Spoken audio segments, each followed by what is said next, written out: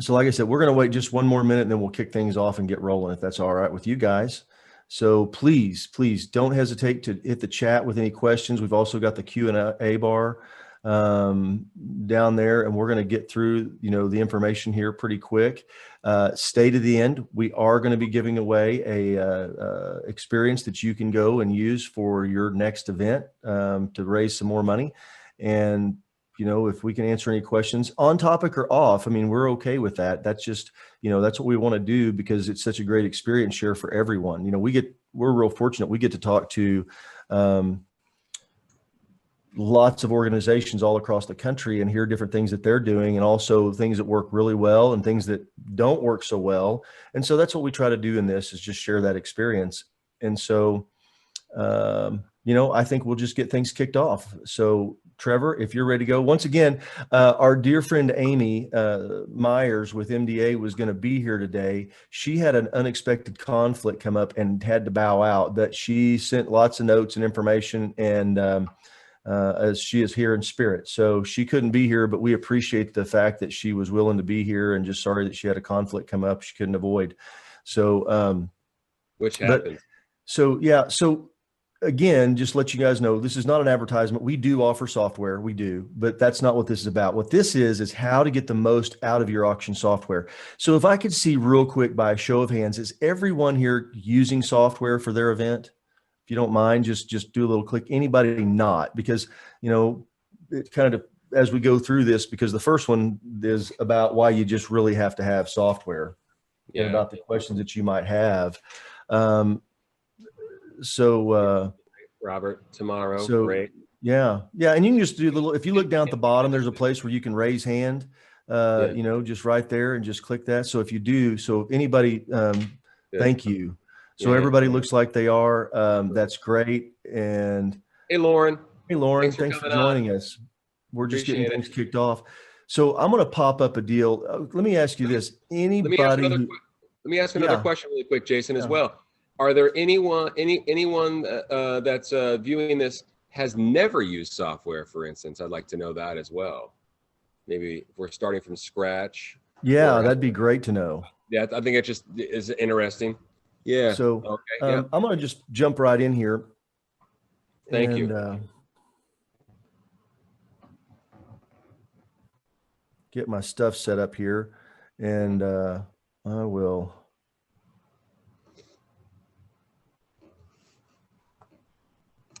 And hey, there I am again. So right there, you guys will be able to see me as we go through these. So the first thing is I just want to say, why event software?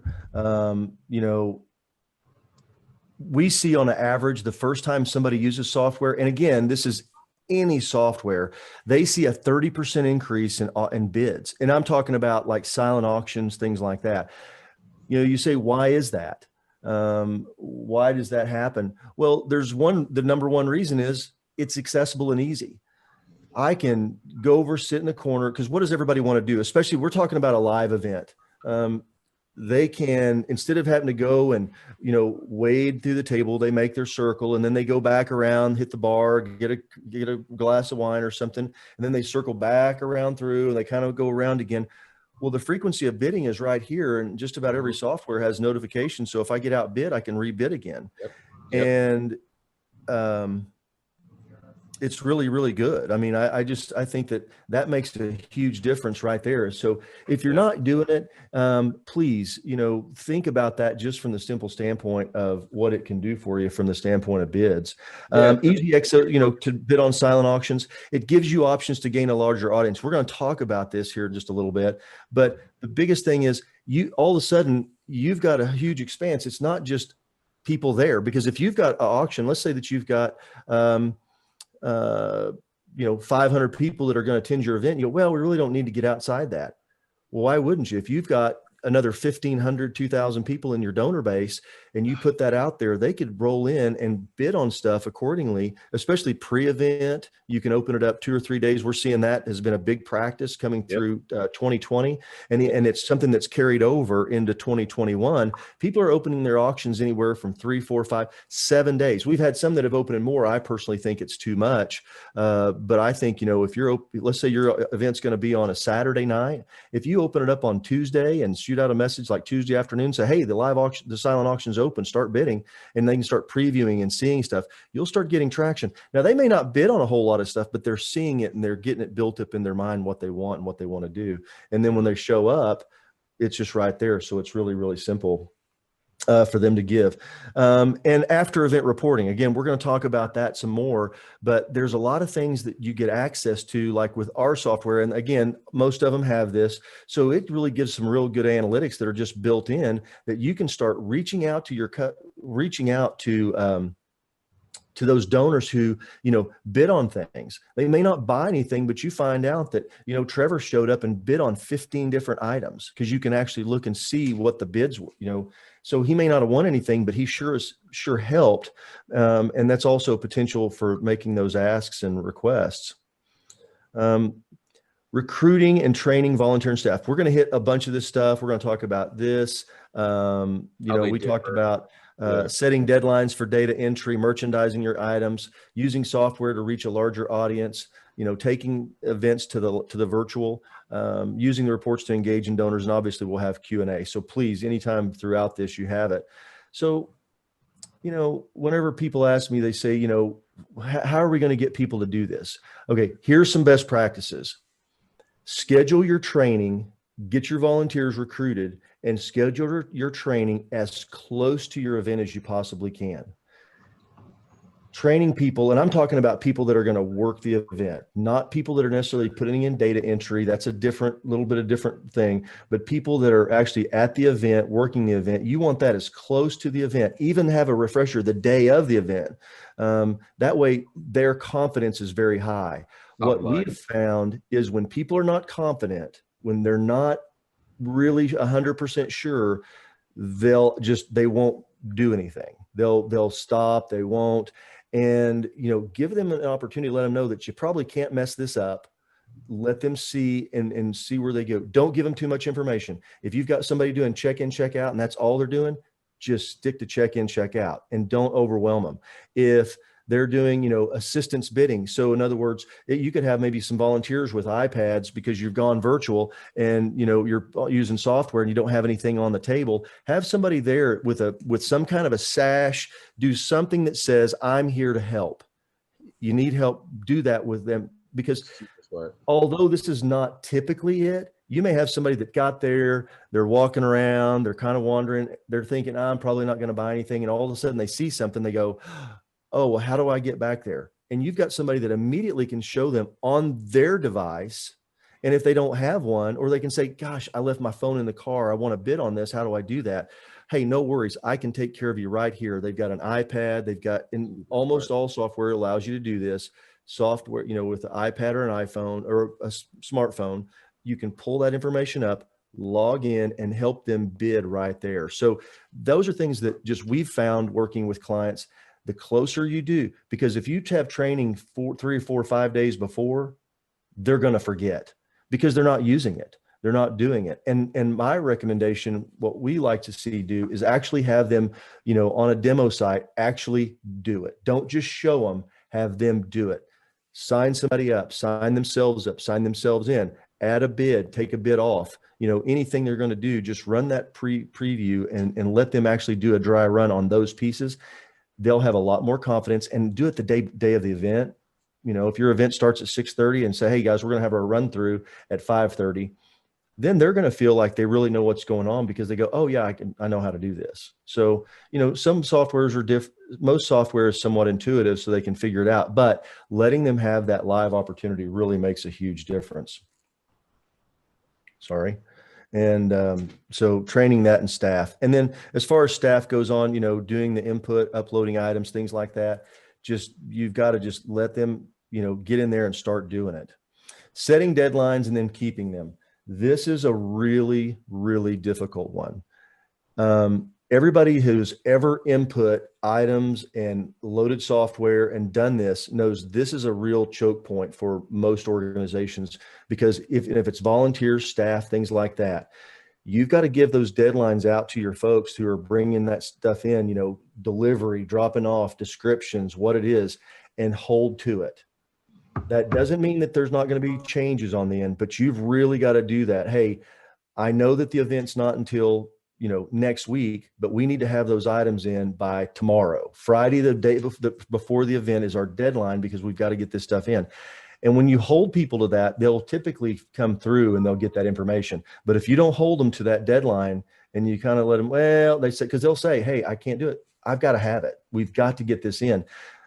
Sure, there may be a change. Somebody says, look, I've got this awesome vacation home. We're trying to get a round of golf put with it. We don't have the round of golf yet. Let's just go ahead and get it in there. We can always add the round of golf, once we get that confirmed, but get that information in there, what the minimum you have, the descriptions, disclaimers, make sure that you get that full information from your folks. And there's always going to be one who is going to hold everything up. They're going to want to put something in the day before. And this is really difficult, when sometimes you have to tell people no, and it is what it is. So, if you guys are just joining us, I want everybody to stay to the end. We'll be out of here if this is your first time. I just want to come back and say that we will be out of here within the hour. So we never go past that 1 hour time, and we're recording this. But if you stay to the end, we're going to have a drawing for an item that you can use in your next event to raise more money. So we're just going to do that. So please stay with us. That you can upload onto your software platform. Yeah, exactly. So again, just setting the deadlines, merchandising your items. This is a real thing, and it sounds simple, but these are just some real simple things that we found that really help. If you're doing like a raffle, we talk about a golden ticket a lot to do that. Put that as like the very first or second item, so it's right there, easy for people to find. If you get to a point where in your event and you're putting that announcement out there and they have to go search for it and spin through there, and all the software allows you to do this. So merchandise, so always put donations and raffles right at the top, because that's the low point for people to do it. Then if there's anything else like a game, a wine pool, something like that, put that up there too. Then my recommendation is to have your live auction preview, and something that is just really simple to do, put live auction in the title. Even our software has a tag at the bottom of it where it says live auction, but it's not real obvious. So what we've started doing is putting in parentheses, live auction. And that way people know what I know this is going to be in the live auction. So I know when that's going to happen. And so that just gives you a way to merchandise stuff. And then you can have all your silent auction. Have the silent auction in the same order that it is on the tables. So when you're setting the tables up, make sure have whoever's setting the table up, volunteers, staff, or whatever, look at the order and then place those items in that order. Even if the numbers aren't right, don't worry about that, because you're using software. So that's where people are going to look. If they walk up to it, it's not like the old days. You said, okay, this is number 101, 102, 103, 104, 105. It doesn't matter really what the numbers are, as long as it's in line with the order. Let me see if I've got something I can just show real fast, just what I'm talking about. Yeah, we see a lot of success with the golden ticket or any raffle items at the top, where folks can make that $100 donation next to the fund a need, for instance. Mm-hmm. Works exceptionally well at the top. It's top of mind. And so just so you can see, this is just a demo. So I'm just going to share this just real fast, so that way you guys can just take a quick look. You want me to pop up, Jason? Are you good? No, you're fine. I think you're fine. I think everybody can see it okay. And if you don't have it up in gallery mode, please do so on your Zoom. If you look at the upper right-hand corner, it says view, and just change that to gallery. You can see both Trevor and myself, my screens right then. But you can see right here, we have the donation, the golden ticket for a raffle, and then these are items that are going to be in the live auction. You can see down here. Now, we don't have it in the title, but what we would do is put right before this where it says Maui to say live auction in parentheses. So that way somebody knows this is going to be in that live auction, and they don't have to guess and go, okay, what is this going to be? They know what it is. So that's just something right there. So, we're going to click through this pretty quick. again, grouping items as they're displayed at the event. It just makes makes that flow a whole lot better. And again, if you have any questions about this stuff, some of it may seem, rudimentary, that's fine. But we just see these as best practices. Reaching a larger audience. This is one of the reasons why when we talk about going to virtual, out of state supporters, people that can't attend, people that, they know that, what's the word I want to say? It lets people know that you want them to participate because you're reaching out to them. Maybe that they've never been to your gala, they've never been to your party or whatever it is, but you're reaching out there and asking them. It also lets you bring some new people, maybe somebody that's not on the typical, what I would say, the guest list,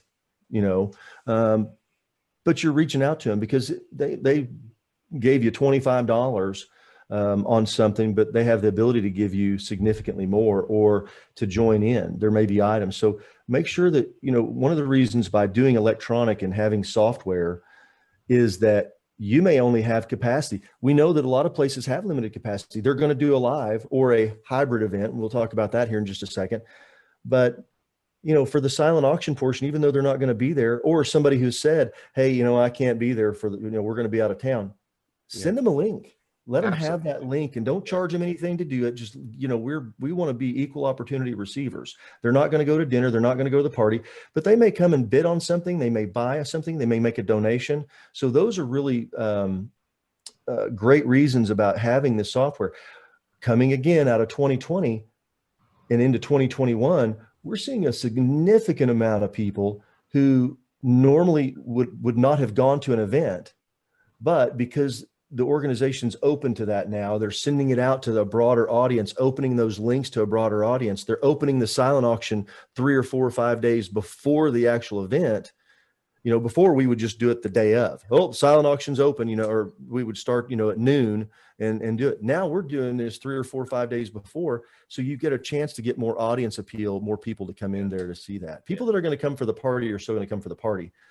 But it's those ones that aren't going to come, that would never come. Maybe they're reluctant just because of the pandemic stuff. They're still not ready to go. They're waiting on more. Maybe it's, you've got limited capacity. Before you've been able to have 300 people in your event, and now you're cut at 50%. So it's 150. So even if they may not tune in virtually, they may not watch, you may not be doing virtual, but this really gives them an idea that they can do it. Golf tournaments, same thing. Do that. There may be people that aren't going to come play golf and supporters that are out of state. So we work with a lot of schools and organizations like that. They've got this gigantic base of people that are from outside of the state that want to be in there, but there's no way that they're going to be able to go from California back to Oklahoma to make that event. Yeah. They might want to get on there because there's some memorabilia. It's access. Yeah, it just opens it up to the world. There's so many. I've been accused of going kicking and screaming into the technology side of things.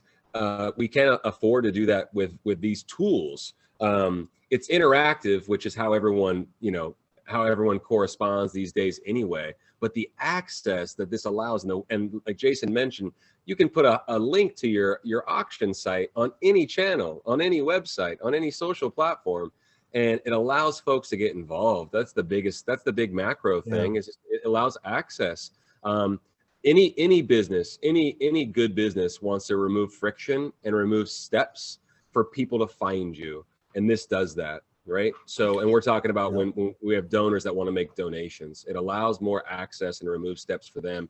And it makes it super, super simple. And everyone knows what they're doing on a smartphone these days anyway. You've got a great point there, Trevor. Just doing the donations, you've got a base of 2,500 people. You're trying to get all the people with capacity in the room. You've got 300 people. That's 150 couples of, what I would say in that top 10% of your giving base, maybe the top 2 or 3% of the givers, because they're the ones that can, pay the tickets. They're going to come out there. They're going to go get the tux, get the gown, do all the stuff that they want to be part of that. But then you've got folks that aren't going to do that, but they still feel like they can be a part of it because they would never come to your event. Maybe that, who knows what's going on. They got a kid playing soccer that's they're traveling around the country with, but they care about your organization. Yeah. They care about your mission, and that gift may only be $50. Well, if you get 100 people to give you $50, it's $5,000. It adds up really fast. So all those nickels and dimes is what I call them. You know, don't leave those nickels and dimes behind. Get every nickel you can. And I want to back up for just a second because you mentioned this about technology. I have been doing this long enough to remember when the very first auction software started. And I'm talking like when they would literally have a company came in and they would hand out iPods. You know, this is prior to iPhone. This is in the early 2000s. They're all Wi-Fi, it'd be loaded up software. Well, people didn't even know how to do an iPod. They're like, what do you do? How do you do this? And they'd have people around showing them how. Well, now almost everybody has a smartphone. Everybody knows how to use it. Even the folks who are what we would say, well, you know, we've got some older donors. What I'm finding is most of them are right there engaged in doing it too, and very few. And you can solve those problems, like I said, with having somebody with a sash, with a shirt, something that's going to identify them as help, and then making those announcements to say, if you need anybody, you know, help, find somebody in the green shirt that says, I'm here to help, or with the purple sash on, or whatever it is that says, you know, I'm here to help you do it. So those things really, really make a benefit. Are events live? Why should I have a virtual presence? Back to the very thing. So what I mean by that is we've seen coming out of doing virtual only events to doing hybrids. A lot of folks are saying, you know, we don't want to go with the expense. There is an expense to it. Going and doing something in the virtual, you know, adding a virtual piece, there's going to be expense. You're going to have a camera, somebody to operate it. You're going to have some stuff on the back end. You got to have the streaming service. And that's where you've really just got to make that decision based on your base of your giving, you know, who you have. If you've got people that are out of state, and you don't have to have them on for the whole program, but it's kind of like reality TV. I mean, we've done events where they literally walked around with a camera, just having people saying hi and, you know, showing everybody there, and they're going, hey, everybody. And, you know, showing people out there is like attending a reality show, and it really is reality. So there's some benefit to that, to do it, but you don't have to do the streaming part to go virtual. But getting it outside of your attendee base is a huge ability to upside. Golf tournaments are a great way to think about this. You only have, you know, let's say 100 people showing up for your golf tournament, but you've got 2,000 people in your donor base.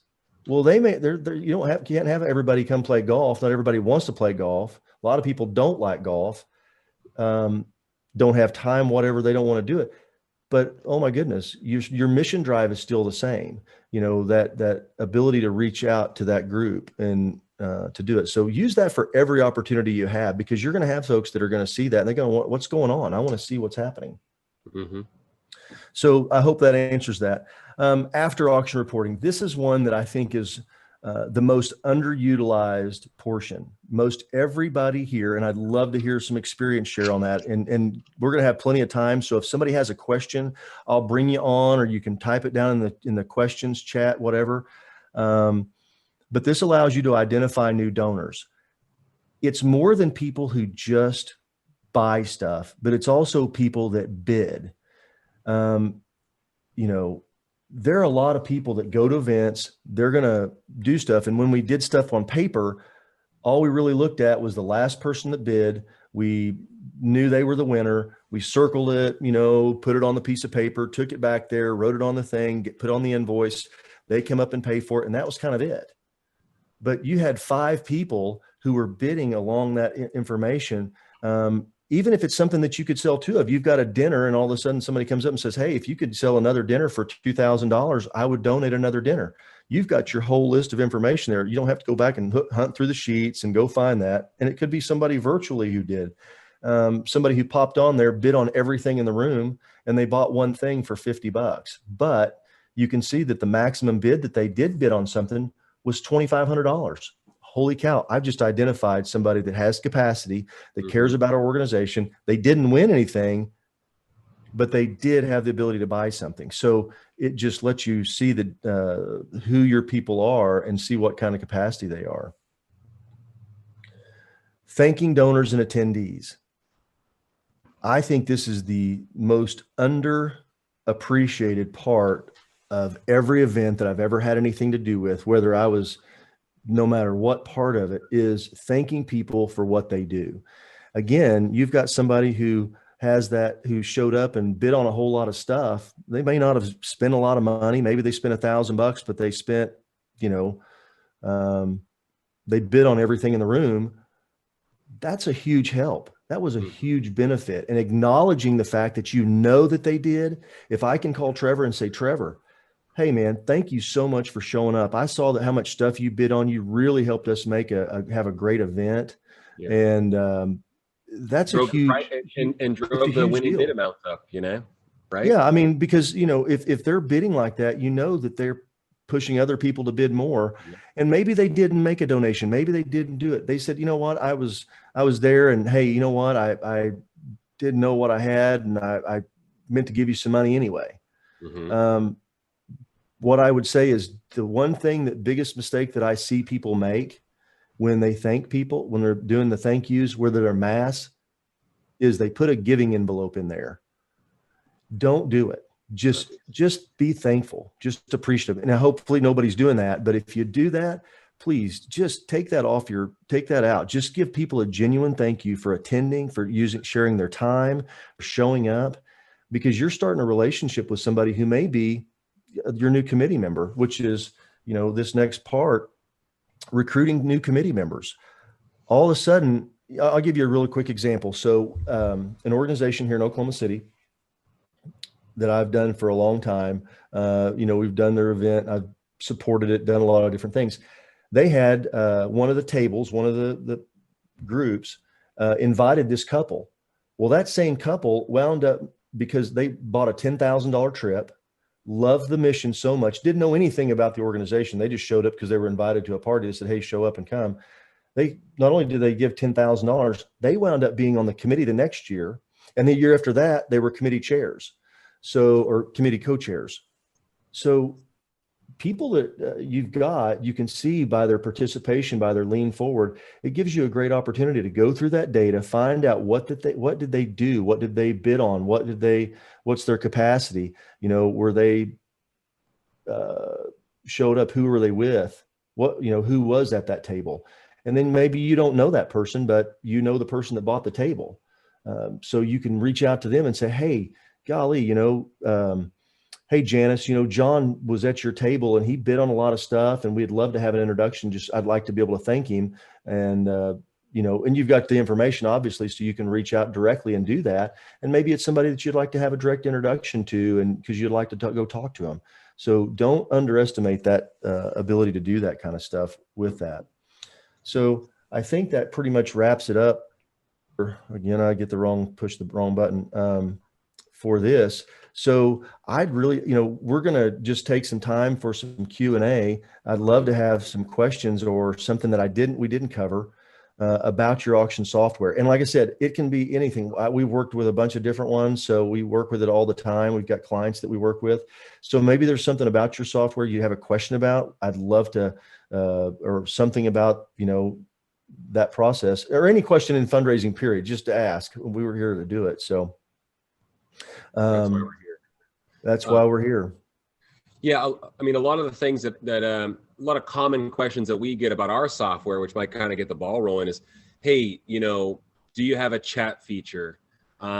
Is there a thumbs up or a thumbs down when I get, when I'm the winning bidder, or I get outbid, or the current high bidder, things like that. Those things, once again, we're in a very interactive place in the world right now where folks enjoy that. Folks enjoy seeing that. And so we think that those are questions that get asked of us on a regular basis. And those are good questions for you to ask your software provider when you're making a decision about how the user experience is going to be. At the end of the day, the whole idea is to make it, as clean as possible and as interactive as possible to get more folks involved in the giving process. That's what we see, keeping it really, really simple, because this can be uploading all the items and building out the site and stuff like that. Those are things that we do for our clients. We actually build out all the sites and upload all the items for our clients. But learning how to do that, that's a big deal. That's a big deal on your end if the provider is not doing that work for you. So making sure that it's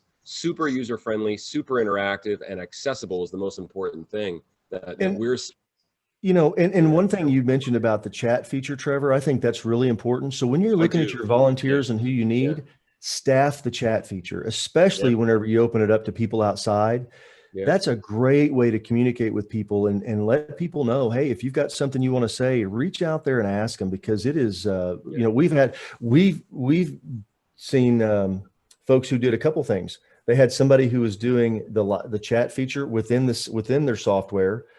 They had somebody who was doing social media. So, because they were doing a hybrid and they were pushing it out there. And so they had people that could comment so they could respond as people were commenting and stuff. And, that really becomes very valuable, because you're interacting with people on a whole nother level, and you let them know that you do care. So if you are going to do something where you're pushing it out there and somebody wants to see it, whether it's virtual or not, having that feature, and we're talking about during the live event itself, you don't have to do that before. You can put information how to contact, and they can send questions, but that really makes a great way to do that. We have a question, Jason. We have a question from Tim Campbell. Tim said, what's the maximum number of constituents that you can load into HGA's platform? For instance, this is a good question for any platform. But what's the maximum number of constituents from your donor base that we can load into HGA's platform so we can message them through email and text prior to the event? That's a really good question. So the maximum that we have that we tell people is 2,500. We've actually put up to 3,500 in there. So if you've got a really massive base and that you want to go above that, what we would recommend that you do is just do a standard email with that, filter out the people that have given to you in the last, 12, 24, 36 months, who are the most active, the most deal, and use that. That way, if you've got some data that's, from 5 years ago and you haven't heard hide nor hair from them, but they're still in your database, which they should be, you're not going to use that up. So it is a limitation, but it's specific because, like I said, we've put as many as 3,500 on there to do it, but we typically just say 2,500. And really, it's that way you'll do part of it is you'll do a little homework on your donor base, and you're not just shotgunning it out there to anybody. For lack of a better term, because we don't want anyone to fall off the side, but you are narrowing your focus to folks that are really going to be involved in that event and in the process. We go so far, we're pretty neurotic about this whole software thing, as you can kind of tell. But our big impetus for starting our platform was branding. Brand it in the image of the organization entirely. We don't have any masthead with our logos and links to our website or anything like that. But when it comes to texting and email blasts, we create acronyms in the branding of your organization, just so it's not viewed as any kind of spammy or junk invitation or link. And we found that actually works exceptionally well because it's recognizable by the donor base. So we go so far as to, create exclusive acronyms and titles for these events, for these links as well. So that's proven to be very, very important. So folks recognize it right away and then register. So we want that as soon as possible. But if you're working with another software, you can do some of the similar things. I don't know exactly what everybody else can put in theirs. I don't know what those caps are right off the top of my head. But still go through your donor base, because whenever, there's two parts, what I said, we're trying to get to our event, that top 2, 3, 4, 5, depending upon the numbers that you have, 10% on the giving side in the room. That's really important, is to, in the room, the people that are going to be there, the people that have capacity to bid on the higher end items, the people that have capacity to make those mission drive asks. So that's where the separation becomes. But you still got, so let's just say that's 300. You got 3,000 people. You take the top percentage, that's 300. Well, you've got a whole nother, 1,700 people you can take and put that out there. Now, that doesn't mean that that's the limiting, but our system is set that way. So you could send out, 2,500 text messages and emails all at the same time. These are also links that can be shared amongst family members. We've seen a lot of stuff where, let's say there's a grandparent or an aunt and uncle or what have you living in a different state, and their nieces schools having a fundraiser. Well, those links can be shared all over all social platforms via text message, so anyone can register as well. That's not in the current donor database as well. So I think that's important. We see a lot of, long story short. So Jason, I got another question for you from Janice. Okay. Thanks so much, Janice. I know some organizations charge for a virtual ticket. What are your thoughts on that? It's a great question. To attend, it's a great question. I have two sides to that. Number one, for just generally showing up and watching virtually, don't charge them anything, because that's friction. Because they may not want to know, they may not, it causes friction. You charge $100, then all of a sudden you've missed out on the opportunity to get that $50 donation that somebody was going to do it. Now, if you are going to charge and you're going to do something because somebody's going to put a party together, and you say, hey, look, if you do a party with 10 people, we're going to send, we've got a wine sponsor underwritten, and we're going to send 2 bottles of wine, and we're going to send a cheese tray to your event for you putting this together, then that's different. I mean, you can have those kind of sponsorships, but what we're seeing is that, and Amy specifically has made this recommendation on the events they're doing. They're pulling everything off. If it's a virtual event, they're just work to get it underwritten, and they do not charge anyone on their national with MDA. And we've just seen the same thing happen. You get a lot more participation, because selling those tickets, it gets a little questionable, and people are like, well, I don't know if I'm going to be there or not. So then they just opt to say no if it's on the fence. But all of a sudden they get a text message because they're in the base, and they go, well, you know what? I wasn't going to go, but I'm going to look and see what's going on and chime in. Because back to the thing, 80% of the people that log in virtually log in with their phone. So we can do all this stuff, we can do all the prep, and still 80% wind up using their phone. Because even if we think that we're going to sit down, they're going to, set it up with their smart TV. They're going to put it on their laptop. They're going to really watch, and everybody's going to sit down and do all that. And what they did, that's not what happens.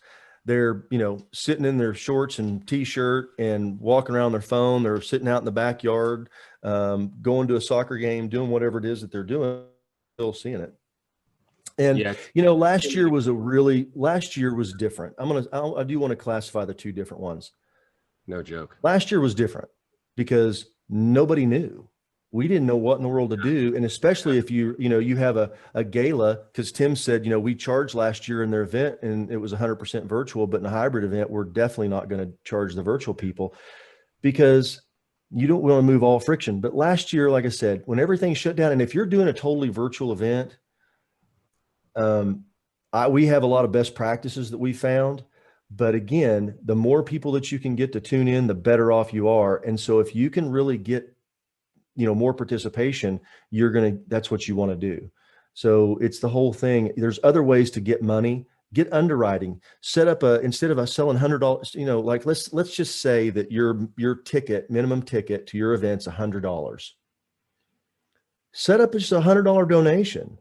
That creates that where somebody could do that. Maybe they're not going to show up. Maybe they're not going to do it, but it's a donation piece. Call it, building blocks, call it anything, make something marketable that you could do and just say, would you like to make a donation of $100 at this time?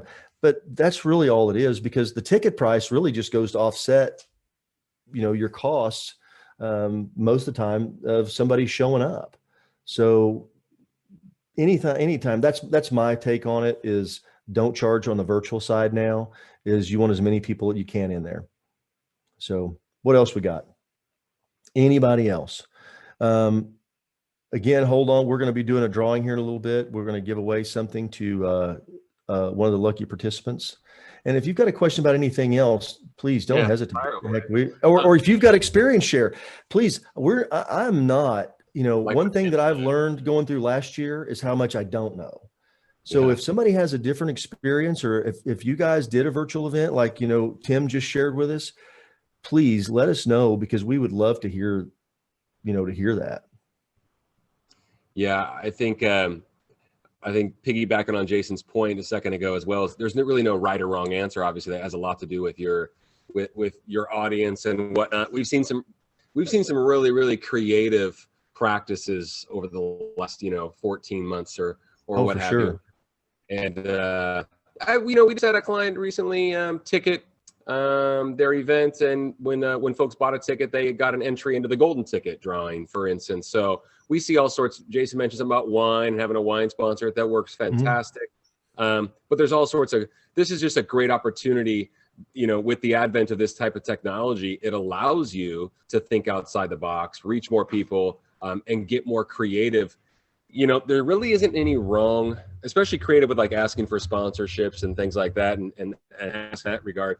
There isn't really a wrong way to go about it. And if you fail quick and you move on to the next idea. But usually these ideas are all bred out of good intentions, and they usually raise money. You know what I mean? Because your groups better than anyone, right? And your attendees better than anyone. That is really true. You've got to really think about who your group is and what's happened, and don't look at 2020. Look at 2019, especially. And I'm seeing right here, everybody I just popped a poll in up here. And if you haven't, we'd love to just have you just let us know. Are you doing live or hybrid? And it looks like everybody so far is either doing live or hybrid. Yeah. And that brings back to that point, it is, if you've got a choice and you can do it live or a hybrid, do it. Do not do it virtual if you can help it, because people are really, really, and just so you know, nobody did just virtual. So I thought that's really interesting, because we're seeing the same thing. Yeah, everybody's going, you know what, we're going to do a hybrid event. Even we've got somebody on, here I visited with yesterday, Tim, they're going to have 600 people at their event. They're still going to do a virtual component because they saw it allows them to reach people that would not go, couldn't come, have a conflict. Because how many of us have ever had it's like doing sponsorship. Somebody goes, hey, I'm going to pick on Jackie Lee real quick. So, Hey, Jackie, our event's going to be on June the 12th. And we really want to have, love to you guys come and be there. And you go, well, gosh, Jason, we're going to be on vacation. Oh, that's not a problem. We're going to have a virtual piece. So we'd love to have you be there, underwriting, things like that you could go ask. So, don't be afraid of that. Okay. So John, yeah, good question, John. I'm going to hit you with it, Jason. Okay. Give us the best practices for classifying auction items between silent and live, maximizing income with experiences versus real items. Great question. Can't ever talk about that enough. This is what I think. This is something that I believe in. Everything I've got is that people don't want to buy stuff. Now, don't misunderstand what I'm going to say here, because I'm going to clarify that. So we're talking about like in the live auction type thing. In the live auction, you're going to have one. People, buying stuff gets kind of subjective, because we can get on Amazon, have a whole pile of stuff on our front porch the next day, or in some cases the same day. And y'all have heard me say that probably a lot if you've been here before. But what happens is, so experience is what people want. And it doesn't, when I say experiences, we obviously work in the world of travel and trips, and that's one of the things we provide. But I'm not just talking about that. It could be a dinner. It could be a buy-in, a dinner where you've got a chef's choice, and you're somebody who's got a great home, and, you're going to, they want to entertain, and you're going to bring a chef and some wine and have a little private dinner, and you auction that off. Or if it's with a local celebrity, or somebody who's well known that people like to be around, a politician, whatever that may be, you've got that opportunity. That's what people want to do. Don't be afraid though of putting that kind of stuff in the silent auction. We're seeing stuff sell for thousands in silent auctions, thousands of dollars. Yeah, those aren't bad words anymore. Yeah, it's just not, putting something in the silent doesn't mean that. And I'm at a point where I like less is more. In a live auction, I would say the absolute maximum period is 12 items, because it takes 3 minutes an item. That's roughly 45 minutes. And that's just about as long as you can do that, still get your mission drive and get everybody out there on time before people start falling asleep.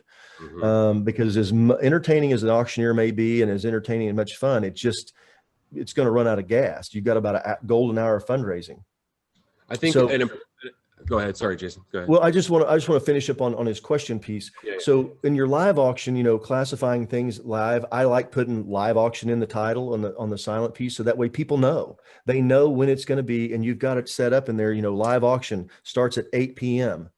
You may have that you've got a virtual solution where people they're not going to tune in for everything else, but they want to, because they want to bid on whatever that is. So they'll tune in and bid on that live auction remotely. On the silent auction, I like categories. I think people like categories. We mentioned it earlier, a vacation station. We've got where we do this, and you can set these up where you put 6 to 10 items up there that are once in a lifetime. And if somebody bids on it, you're going to make money on it.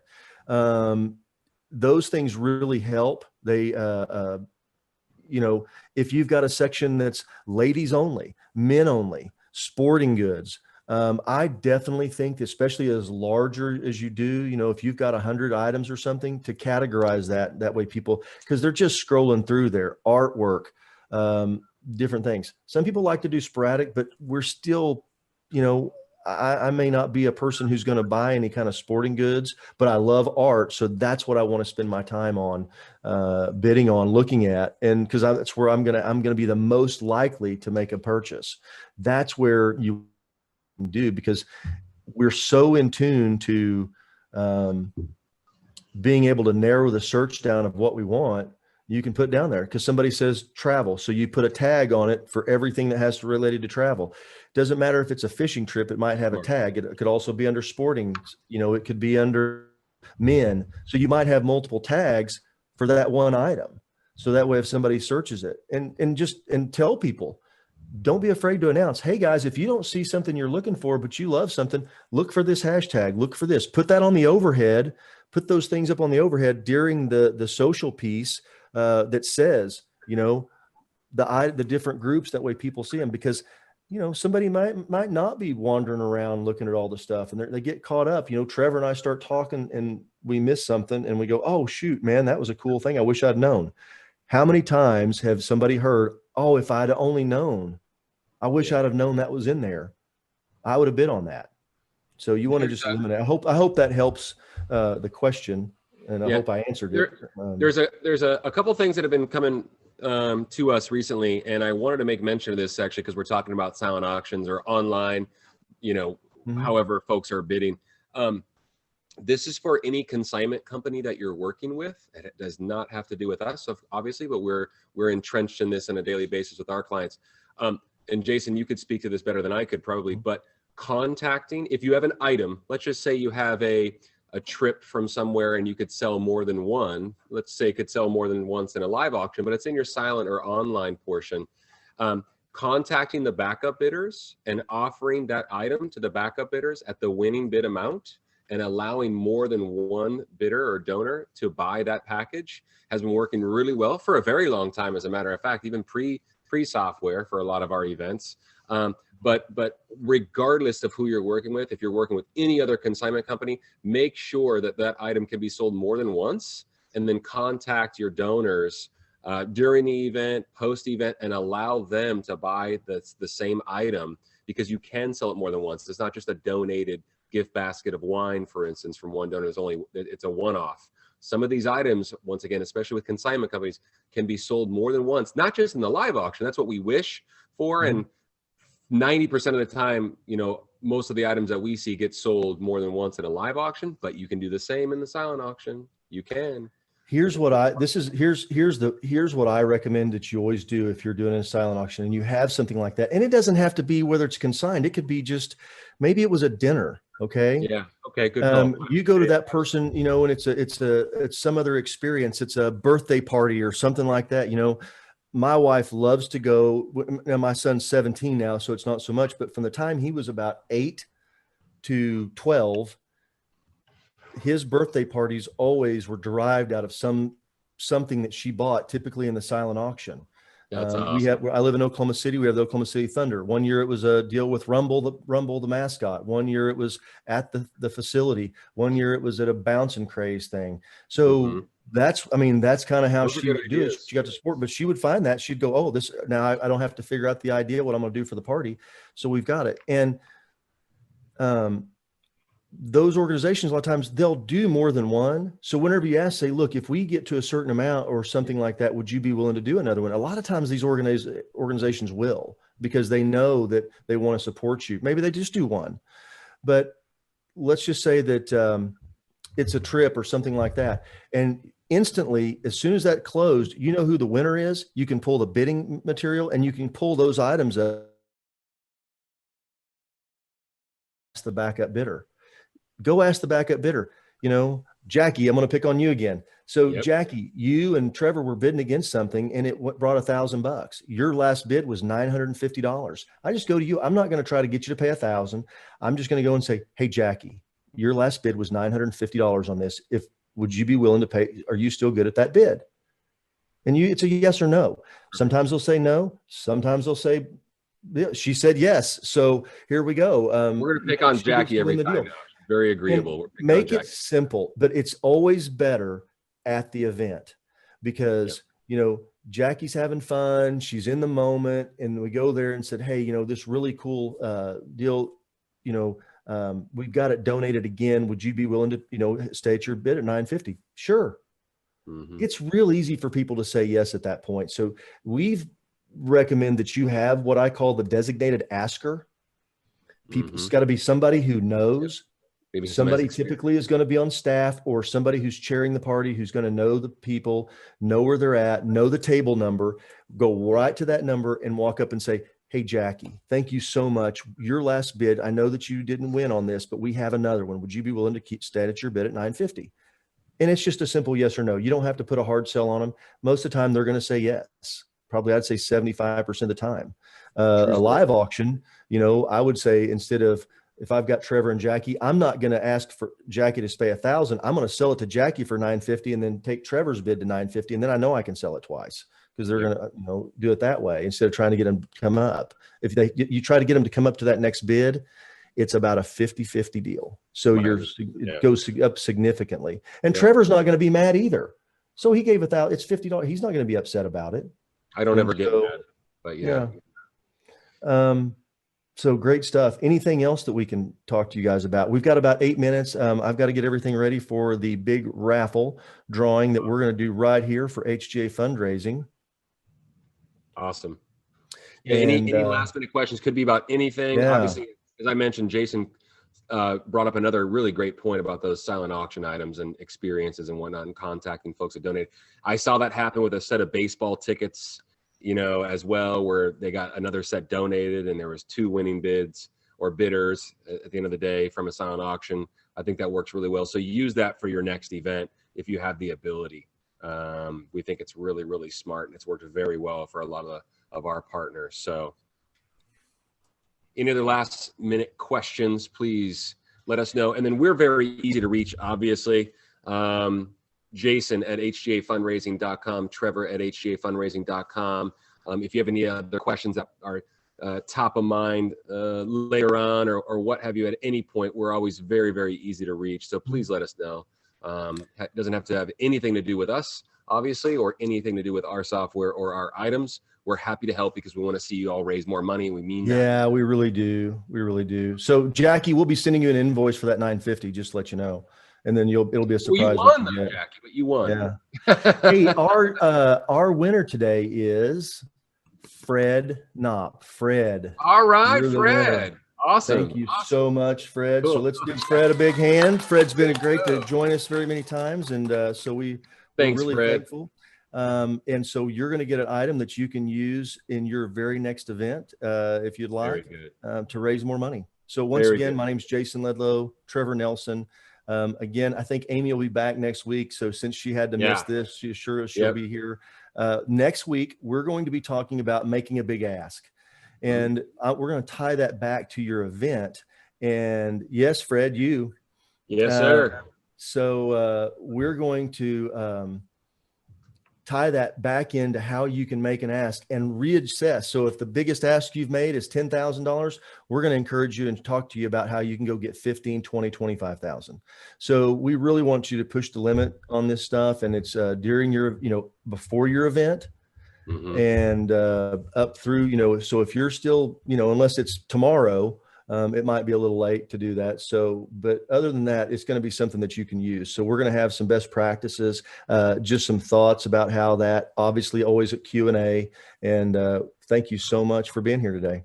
I'll be following up with an email with all the recordings. So share. Thanks to everyone. And, thanks so much. We'll see you next Thursday. Tell a friend or two, and we'll look forward to seeing you next week. Thanks so much.